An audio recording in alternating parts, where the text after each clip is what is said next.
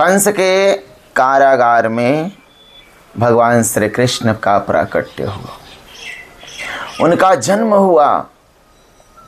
देवकी और वसुदेव के गोद में नन्हे शिशु का प्रादुर्भाव हुआ। अंधेरी काल कोठरी में जन्म हुआ, पर कारागार में प्रकाश ही प्रकाश फैल गया। जैसे हृदय में अंधकार है, पर नारायण का प्राकट्य हो, गुरु चरण का आश्रय हो जाए तो प्रकाश ही प्रकाश हो जाता है। वो काल कोठरी में प्रकाश ही प्रकाश फैल गया। वसुदेव उस नन्हे शिशु को उठाए, जैसे ही गोद में लिया ना, हाथ की हथकड़ियां खुल गई, पैर के बंधन टूट गए और कंस के 7 किवाड़, 7 दरवाजे एक एक करके टूट गए। हाँ, एक एक करके टूट गए, एक एक करके टूट गए, एक एक दरवाजे। इतने दिनों से जो बंधन में पड़े हुए थे, पर गोविंद आए, क्यों न टूट जाए। नाम लेत भव सिंधु सुखाई। हाँ, जिनका नाम लेने से भवसागर सूख जाता है, वो परमात्मा आए हैं। 7 आवरण, एक एक आवरण के का उपमा एक एक किवाड़ से, एक एक गेट से दिया गया। 7 दरवाजे खुल गए और प्रहरी सो गए। जो रक्षक थे, जो जैसे मानव को बंधन में डालने वाले जो काम, क्रोध, लोभ, मोह रूपी जो पहरेदार हैं माया के, वो सब भगवान के प्रकट होने से, प्रभु के दर्शन होने से वो मूर्छित होकर सो जाते हैं और भक्त स्वतंत्र हो जाता है, मुक्त हो जाता है, बंधन से निकल जाता है। जैसे कंस के जेल में भगवान प्रकट हुए ना, तो वसुदेव मुक्त हो गए, बंधन टूट गया, माया के सारे सैनिक सो गए। इसलिए नंद नंदन जब हृदय में प्रकट हो, नारायण का जब प्राकट्य हो, इसका प्रयास करना चाहिए। खूब नाम संकीर्तन, खूब नाम जप कि राधे राधे गोविंद गोविंद राधे। और उस बालक को लेकर के वसुदेव जी उस बालक को लेकर के पहुंचे हैं गोकुल, नंदगांव। छोटे शिशु को जसोदा जी के बगल में सुलाया। हाँ, एक कन्या जन्म ली थी, उसको गोद में उठा लिया और धीरे से लेकर आ गए। और जैसे ही पहुंचे हैं कंस के दरबार में, एक एक किवाड़ बंद होते चले गए और हाथों में हथकड़ियाँ लग गईं, पाँवों में बेड़ियाँ पड़ गईं, बंधन में फिर से आ गए। ब्रह्म को छोड़ करके आया, माया को लेकर के आया, योग माया को। जैसे ही मनुष्य भगवान का चिंतन करता है, माया छोड़ देती हैं और माया को लेकर आता है तो फिर बंधन में पड़ जाता है। अब वो रोने लगी, सारे प्रहरी जग गए। लोगों ने कंस को सूचना दिया, कन्या हुई है, छीन कर पटका। वो कन्या आकाश में प्रकट हो गई। बोले, अरे मूर्ख, तू मुझे क्या मार रहा है? तुझे मारने वाला कहीं जन्म ले चुका है, वही तेरा काल होगा।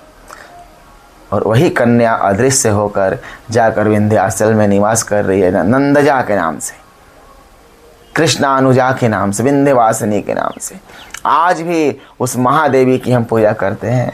निशुंभ शुंभ मर्दनी प्रचंड रुंड खंडिनी बने रणे प्रकाशिनी भजामि विंध्यवासिनी। वो विंध्यवासिनी माता के नाम से। यहाँ की तो बात है, कंस के मन में आया कि आकाशवाणी ने कहा था 8वीं संतान काल होगा, पुत्र होगा, ये तो कन्या हो गई। आजकल क्या करें, आकाशवाणी भी झूठ बोलने लगी है।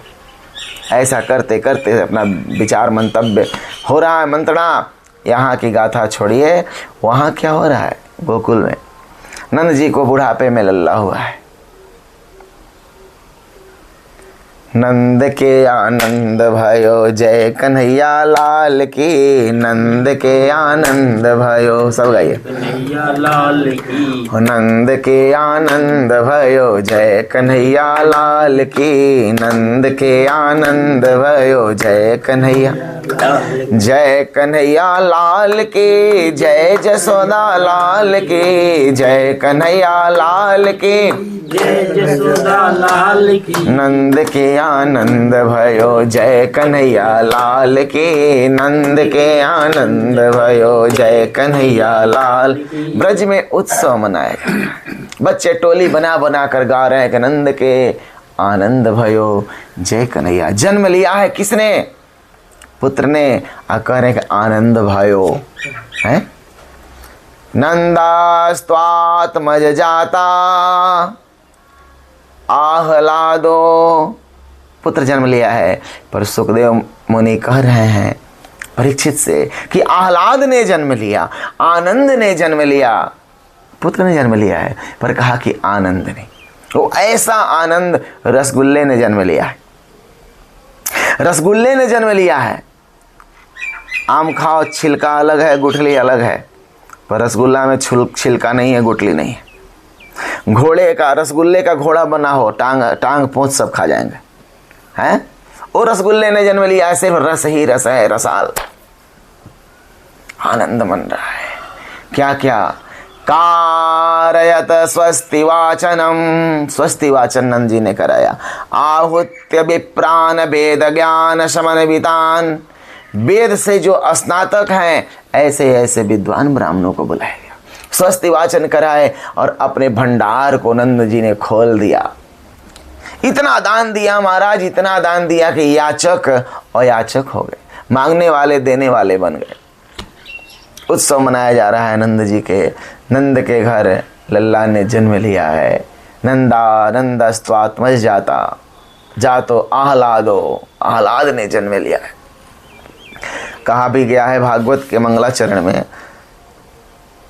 प्रथम श्लोक में कि सच्चिदानंद रूपाय विश्व उत्पत्त्यादि हेतवे, वो सतचित आनंद स्वरूप है। आनंद ने जन्म लिया है। जब आनंद का प्राकट्य होता है, जब हृदय में ब्रह्म प्रकट होते हैं, जब हृदय में प्रभु का दर्शन होता है, उस समय आनंद, भक्त के आनंद की कोई सीमा नहीं होती। वो संसार के सारे दुखों को भूल जाता है। जैसे भगवान बुद्ध राज्य छोड़ करके गया चले आए, बोधि वृक्ष के नीचे तपस्या करी। गीता घाट के बाबा घर छोड़कर आ गए। बड़े बड़े ऋषि मुनि संत अपने घर राज्य का त्याग करके एकांत में उस आनंद के खोज में आते हैं। और जब आनंद प्रकट हो जाता है तो संसार को भूल जाते हैं। इसका नाम समाधि है। वैसे ही आज नंद जी आनंद में है, उड़ा रहे हैं, लुटा रहे हैं। उत्सव मनाया जा रहा है, अगर जलाया जा रहा है, अबीर उड़ाया, गुलाल उड़ाया जा रहा है और दही और हल्दी घोर करके सब पर छींटा जा रहा है। बधाइयो बधाइयो बधाइयो। आनंद की कोई सीमा नहीं है। नंदस्त्वात्मज जाता, जात आह्लादो आहुत विप्रान वेद ज्ञान समन्वितान, ऐसे ब्राह्मणों को बुलाया, खूब दान करी। आनंद ही आनंद है। इस आनंद का वर्णन कौन करे। जहाँ पर भगवान स्वयं शिव भी भिक्षा के लिए आ गए रूप बदल करके, भगवती पार्वती महालक्ष्मी भी आ गई जहाँ वेश बदल कर, ब्रह्मा जी आ गए, बड़े बड़े ऋषि मुनि उनके दरवाजे पर आ गए कि नंद जी के द्वारे, अब सब गा रहे हैं, नंद जी के द्वारे बधैया बाजे, नंद जी के द्वारे बधैया बाजे, जे नंद जी के द्वारे बधैया बाजे, नंद जी के द्वारे बधैया रे बाजे, बधैया बाजे, बधैया बाजे, बधैया बाजे, नंद जी के द्वारे बधैया बाजे, नंद जी के द्वारे बधैया। विचार करना है कि जहाँ पर कृष्ण का प्राकट्य होता है वहाँ बधाई बजता है। जहाँ भगवान के श्री चरण होते हैं, जहाँ उनका नाम जप होता है, जहाँ उनकी भक्ति होती है, वहाँ बधाई ही बधाई, आनंद ही आनंद, जहाँ शांति ही शांति, सुकून ही सुकून और चैन ही चैन होता है। शांति, सुख, समृद्धि, समाधि, और जहाँ ये सब भगवान की भक्ति और नाम जप नहीं होते, वहाँ दुख, कलह, डाह, ईर्ष्या, वैर होता है। अमन, चैन, शांति छिन जाती है।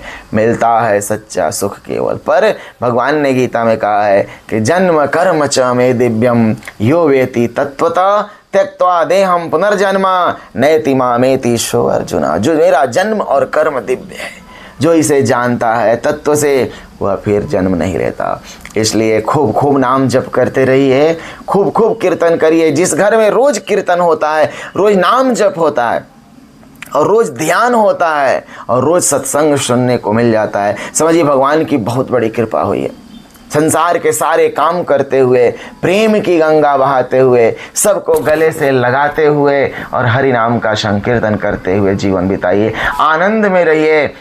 ऐसा नहीं कल क्या होगा, ये हम सोच सोच करके चिंता में पड़े रहते हैं। कल जो हो गया उसकी चिंता और कल जो होने वाली है उसकी चिंता, इन दोनों चिंताओं में पड़ करके जीवन खपा रहे हैं। अरे भाई, तुम जीने आए हो, आनंद लेने आए हो, जीवन जियो, या 7 पुस्त की व्यवस्था करने आए हो?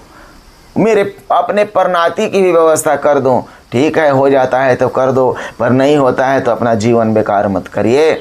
आनंद में रहिए, वर्तमान में रहो, निरंतर भूत भविष्य को छोड़ो। यही साधना, यही आराधना, भाव दृष्टि को मोड़ो। वर्तमान में रहना ही साधना है। आज कभी कल कभी आता नहीं, और कल जब आता है तो आज बन कर आता है। इसलिए आज ठीक है तो कल भी प्रभु कृपा से ठीक होगा। मानो जो सोचते हैं वही प्राप्त होता है। तो सोचना है कृष्ण को, बोलना है वाणी से कृष्ण को, कर्म करना है कृष्ण के लिए। नारायण हेतु कर्म करना, बस नारायण के लिए कर्म करना है, नारायण का नाम जप करना है और नारायण का ध्यान करना है, और समस्त प्राणियों में नारायण को देखते हुए। जय श्रीमन नारायण।